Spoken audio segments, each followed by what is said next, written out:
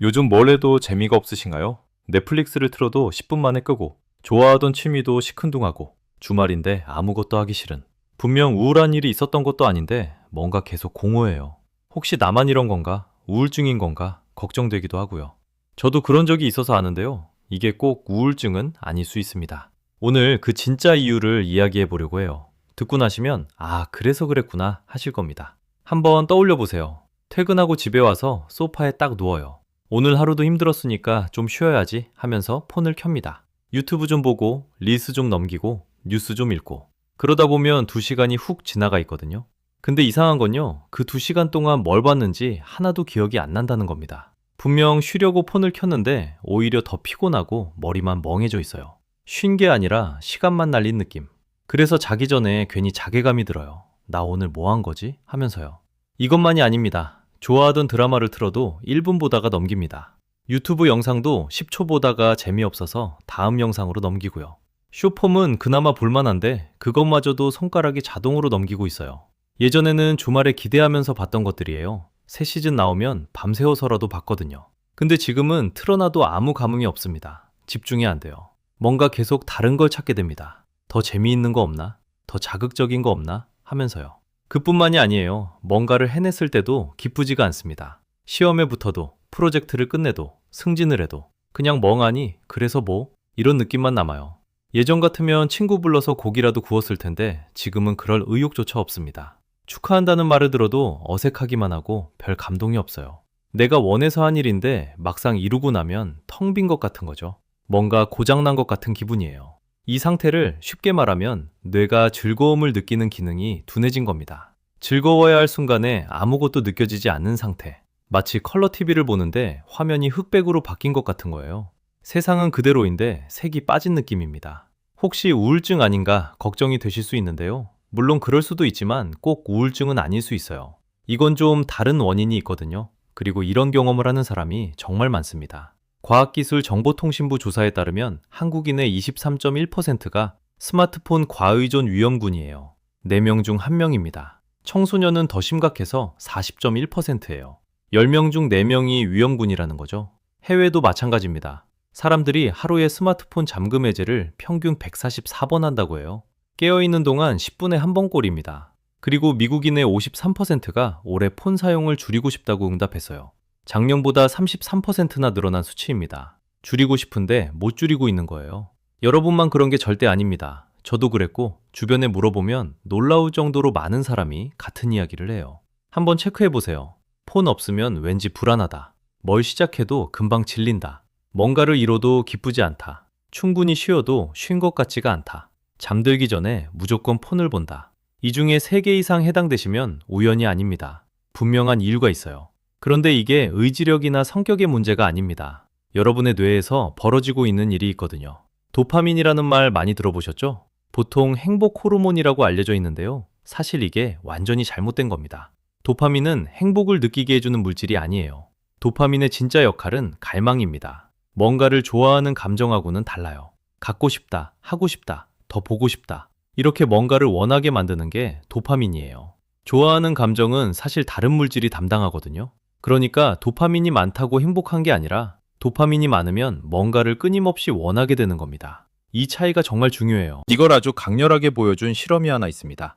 1953년에 맥길 대학교의 올즈와 밀너라는 연구자가 쥐 실험을 했어요. 쥐의 뇌 보상 영역에 아주 작은 전극을 심고 레버를 하나 만들어줬습니다. 레버를 누르면 뇌에 전기 자극이 가는 구조예요. 결과가 어떻게 됐을까요? 쥐가 시간당 2000번을 눌렀습니다. 쉬지도 않고 2000번이에요. 눈앞에 먹이를 놔줘도 거들떠보지 않았어요. 물을 줘도 안 마셨습니다. 오직 레버만 미친 듯이 눌렀어요. 탈진할 때까지요. 여기서 중요한 게 있습니다. 이 쥐가 행복했을까요? 아닙니다. 이 쥐는 쾌락을 느낀 게 아니었어요. 갈망을 멈출 수 없었던 겁니다. 레버를 누르고 싶다는 욕구를 멈출 수가 없었던 거예요. 행복하지 않은데 멈출 수 없는 상태. 어디서 많이 본 것 같지 않으세요? 그 뒤에 볼프람 슐츠라는 신경과학자가 원숭이 실험으로 한 가지를 더 밝혀냅니다. 원숭이에게 예상하지 못한 보상을 주면 도파민이 폭발하거든요. 근데 같은 보상을 여러 번 반복하면 도파민 반응이 점점 줄어들어요. 뇌가 익숙해지는 겁니다. 쉽게 말하면 예상 밖의 선물을 받으면 뇌가 엄청 흥분하는데 그 선물이 매번 똑같으면 더 이상 흥분하지 않는다는 거예요. 처음 받았을 때 그 기쁨은 온데간데 없고 당연하다는 느낌만 남습니다. 새로운 자극, 예측할 수 없는 자극에만 뇌가 반응하는 겁니다. 이게 핵심입니다. 왜냐하면 여러분 주머니 속에 있는 스마트폰이 정확히 이 원리로 설계되어 있기 때문이에요. 구글 출신 엔지니어 트리스탄 해리스는 스마트폰을 주머니 속 슬롯머신이라고 불렀습니다. 인스타그램이나 유튜브에서 피드를 아래로 쭉 당겨서 세로 고침하는 거 있잖아요. 그 동작이 슬롯머신 레버를 당기는 것과 완전히 같은 원리입니다. 뭐가 나올지 모르니까 자꾸 당기게 되는 거예요. 재밌는 영상이 나올 수도 있고 별로인 게 나올 수도 있고 바로 이 예측 불가능함이 우리를 못 놓게 만듭니다. 심리학자 스키너가 발견한 슬롯머신 원리예요. 예측 불가능한 보상이 가장 끊기 어려운 행동을 만들어낸다는 겁니다. 그래서 뭐가 벌어지냐면요. 우리가 매일 아침부터 밤까지 이런 자극에 노출되면 뇌의 안테나가 무뎌집니다. 같은 양의 도파민으로는 만족을 못하게 돼요. 비유를 하자면 이런 거예요. 처음 매운 라면을 먹었을 때는 불닭볶음면이면 충분히 매웠거든요. 근데 매운 걸 계속 먹다 보니까 지금은 핵불닭에 청양고추를 넣어도 심심합니다. 뇌도 똑같아요. 자극에 내성이 생긴 거예요. 그래서 더 강한 자극을 찾게 되고 그 강한 자극에도 금방 무감각해지고 이 고리가 멈추지 않고 돌아갑니다. 결국 뇌는 점점 더 높은 자극 없이는 아무것도 느낄 수 없는 상태가 되는 거예요. 그 끝에 남는 게 바로 뭘 해도 재미없는 그 상태입니다.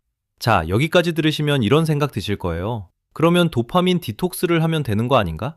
근데요, 이 이야기에는 반전이 있습니다. 실제로 2019년에 실리콘밸리에서 도파민 디톡스가 엄청 유행했거든요. UCSF 정신과 교수 캐머런 세파가 제안한 건데 핵심은 충동적인 행동을 줄여서 행동의 유연성을 회복하자는 거였어요. 근데 이게 퍼지면서 완전히 왜곡됐습니다. 사람들이 도파민을 물리적으로 줄여야 한다고 오해하기 시작한 거예요. 음식도 안 먹고 사람도 안 만나고 눈도 안 마주치고 아무것도 안 하는 게 도파민 디톡스라고요. 마치 도파민이 배터리처럼 충전하고 방전하는 물질인 것처럼 생각한 겁니다. 근데 도파민은 그렇게 작동하지 않거든요. 세파 교수 본인도 도파민을 물리적으로 줄이는 게 아니라 충동적 행동을 줄여서 행동 유연성을 회복하는 것이라고 인정했고 하버드 의대에서는 아예 과학의 오해에서 탄생한 부적응적 유행이라고 못을 박았습니다. 그런데요, 여기서 반전이 있습니다. 이름은 틀렸지만 원리 자체는 진짜 존재해요. 여기서 등장하는 사람이 스탠포드 의대 정신과 교수 안나 렘키입니다. 렘키 교수는 스탠포드 중독의학 클리닉에서 수천 명의 환자를 치료하면서 하나의 패턴을 발견했어요. 알코올 중독이든 게임 중독이든 쇼핑 중독이든 전부 같은 원리로 작동하더라는 겁니다. 쾌락과 고통은 뇌의 같은 영역에서 처리됩니다. 마치 시소처럼요. 한번 떠올려 보세요. 시소 한쪽에 쾌락을 계속 올려놓으면 어떻게 될까요? 반대쪽이 점점 무거워집니다. 뇌가 균형을 맞추려고 고통 쪽으로 시소를 기울이는 거예요. 이게 핵심입니다. 매일 밤 유튜브 보면서 웃었는데 어느 날 갑자기 아무것도 웃기지 않은 경험 있으시죠? 맛있는 걸 먹어도 그냥 그런 느낌. 주말에 쉬어도 개운하지 않은 느낌. 뭔가를 해야 할 것 같은데 뭘 해야 할지 모르겠는 그 공허함. 그게 전부 시소가 기울어진 겁니다. 여러분이 게을러진 게 아니라 뇌가 균형을 잃은 거예요. 이걸 숫자로 보면 더 확 와닿아요. 맛있는 음식을 먹으면 도파민이 기저선 대비 50에서 150% 정도 올라갑니다. 니코틴은 약 150%, 그런데 코카인은 무려 1000%예요.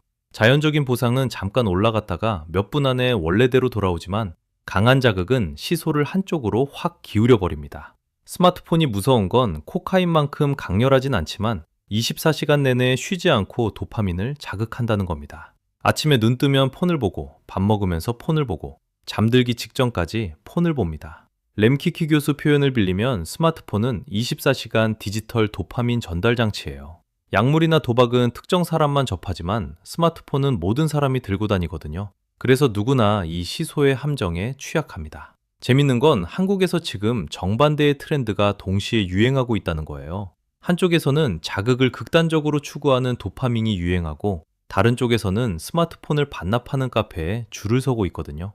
핀 다이렉트에서는 아예 데이터 3GB만 주는 디지털 디톡스 요금제를 출시했을 정도입니다. 우리 뇌의 시소가 얼마나 기울어져 있는지 본능적으로 느끼고 있는 거예요. 그러면 이 기울어진 시소를 어떻게 되돌릴 수 있을까요? 안나 렘키 교수의 답은 정말 의외입니다. 렘키 교수의 처방은 이겁니다. 의도적으로 고통을 선택하라. 이상하게 들리죠? 쾌락이 문제니까 쾌락을 줄이면 될 것 같은데 램키 교수는 한 발 더 나갑니다. 시소의 고통 쪽에 무게를 실으면 뇌가 다시 균형을 맞추려고 쾌락 쪽으로 기울어진다는 거예요. 고통을 선택하면 오히려 쾌락이 돌아오는 역설입니다. 구체적으로 어떻게 하면 될까요? 검증된 방법 5가지를 알려드릴게요. 첫 번째, 폼프리 모닝입니다. 아침에 눈 뜨자마자 폰부터 확인하시죠. 이걸 딱 1시간만 참아보세요. 기상 후 1시간 동안 스마트폰을 안 보는 겁니다. 이것만으로도 코르티솔이 낮아지고 불안이 줄어든다는 연구 결과가 있어요. 아침에 뇌가 도파민 폭격을 받지 않으니까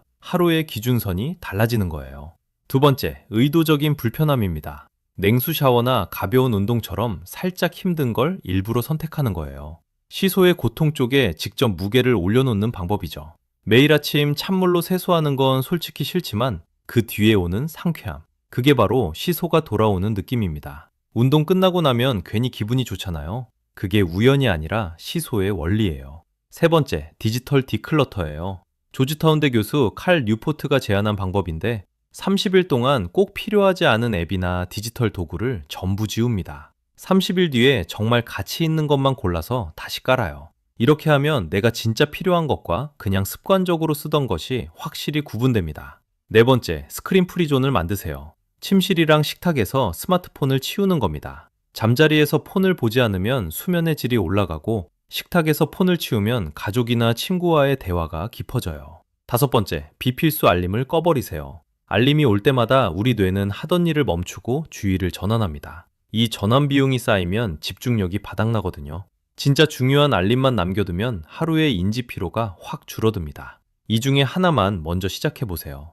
도파민 수용체는 회복됩니다. 뇌스캔 연구에 따르면 한 달이면 눈에 띄는 개선이 시작되고 수개월이면 상당히 돌아옵니다. 젊은 사람일수록 뇌가 스스로 회복하는 능력이 좋아서 더 빠르고요. 한 달만 참아보세요. 산책길에 바람이 기분 좋아지는 순간이 옵니다. 실제로 전 세계적으로 이런 움직임이 번지고 있어요.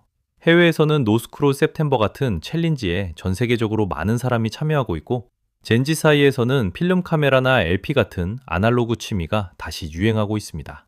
한국에서도 스마트폰을 반납하는 카페에 MZ세대가 줄을 서고 카카오톡 오픈 채팅에서 스크린타임 챌린지가 유행하고 있죠. 우리 모두 본능적으로 알고 있는 겁니다. 시소를 되돌려야 한다는 걸요. 정리하면 이렇습니다. 요즘 뭘 해도 재미가 없는 건 여러분 잘못이 아닙니다. 뇌의 시소가 기울어진 거예요. 쾌락을 너무 많이, 너무 쉽게, 너무 자주 누려서 뇌가 반대쪽으로 균형을 맞춘 겁니다. 도파민 디톡스라는 이름은 틀렸지만 과자극을 줄이고 의도적으로 불편함을 선택하면 시소는 서서히 돌아옵니다.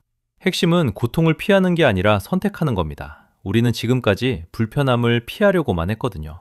지루하면 폰을 꺼내고 힘들면 영상을 틀고 심심하면 SNS를 열었죠. 그런데 그 불편함을 한 번만 견뎌보세요. 한번 떠올려보세요. 어렸을 때 동네 공원에서 뛰어놀기만 해도 행복했던 때가 있잖아요. 아무런 자극 없이도 바람만 맞으면 기분이 좋았던 때요. 그 감각은 사라진 게 아닙니다. 기울어진 시소 아래 묻혀있을 뿐이에요. 아침에 폰 대신 창문을 열어보는 것, 엘리베이터 대신 계단을 걸어보는 것, 잠들기 전 영상 대신 조용히 눈을 감아보는 것. 그 작은 불편함이 시소를 움직이는 첫 번째 힘이 됩니다. 한 달 뒤에 여러분은 분명 느끼실 거예요. 아, 바람이 기분 좋다. 그 순간이 시소가 돌아오기 시작한 신호입니다. 오늘 영상이 도움이 되셨다면 좋아요와 구독 부탁드립니다. 여러분은 어떤 방법부터 시작해 보실 건가요? 댓글로 알려주세요.